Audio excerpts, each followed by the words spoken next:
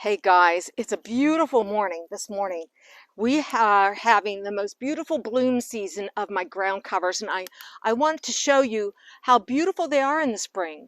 Um, Ground covers not only are beautiful in the spring when they're blooming, but they are hard-working plants in your garden. They prevent erosion if they're on a slope. They hold moisture, and they just give such texture to all of your plantings and prevent moisture coming out of the soil. So what I have here, these are my white violets. They're so easy to maintain. These have been here over 20 years, and they can take sun and shade.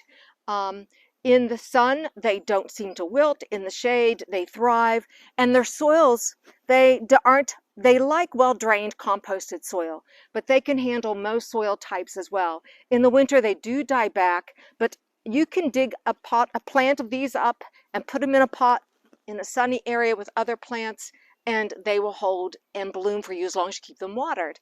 I let them go all summer and they stay green.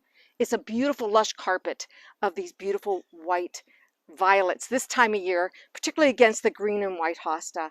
It's just lovely. And as you can see, the other beautiful ground covers we have the pink Phlox. We have this blue Ajuga, which is more purple than blue.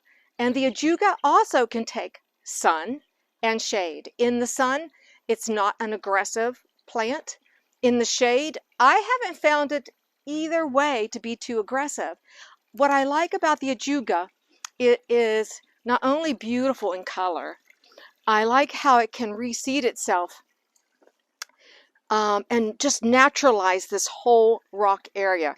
I do go through, once it's through blooming, because these are the seed heads, and I will cut these seed heads off if you want to manage it a little more.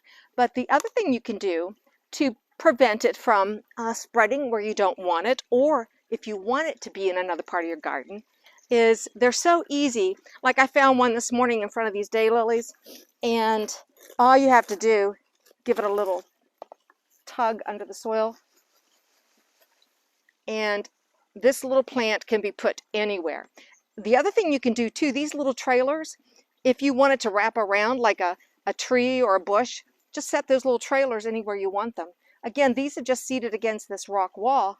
I'm going to stick that in there so it doesn't wilt with the sun, and it looks so pretty. I like it when things surprise me.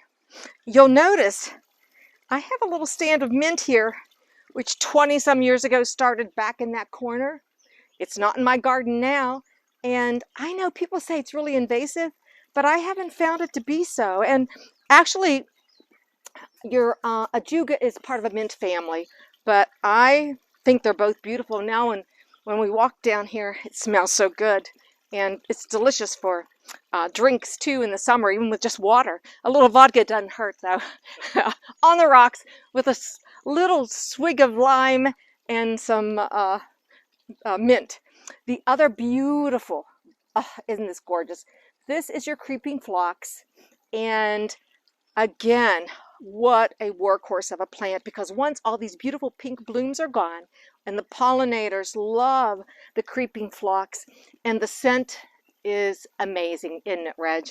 We can smell this up on the deck because we have several stands of our creeping phlox. But when it's done, you can see the beautiful green foliage.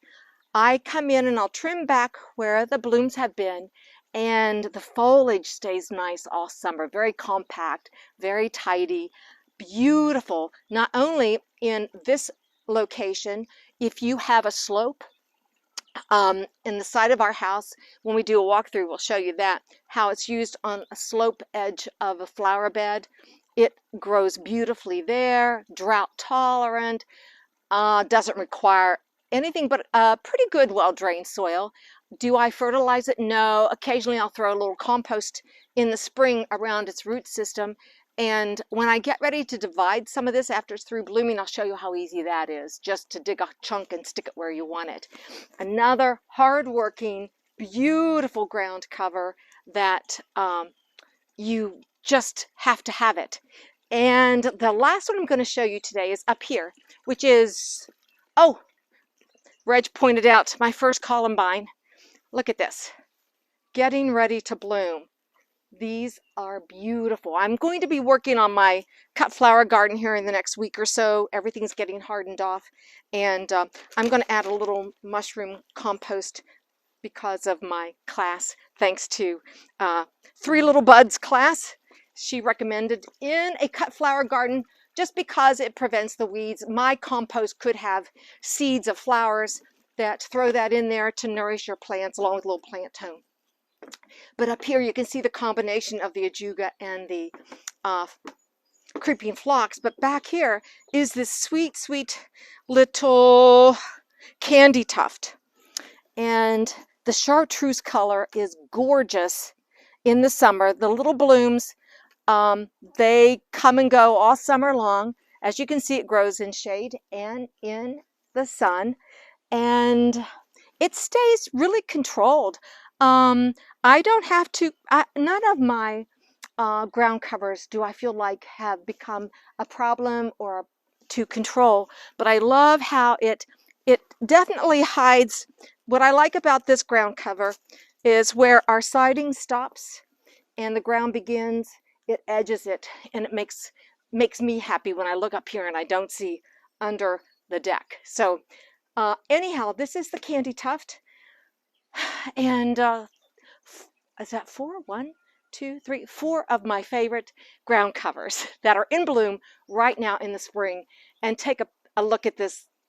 I have complained for years. We have never been able to have so many lilac blooms than we have this year, because Mother Nature did not come in and destroy the blooms with a heavy frost or snow. And this fragrance at 5 a.m., come join me on my deck for coffee, is unbelievable. Between that and this beautiful phlox, it's heavenly, my little piece of paradise. But that's it for the ground covers. And I'll put in the description their zone hardiness. All of them are mainly 3 to 9. Just good drainage, very little drought. They're drought tolerant. I'll put all that in the description for you. So that's it for today on Gardening on the West Fork. This is Zone 6, and spring is here. Thanks for watching. We'll see you in the next one.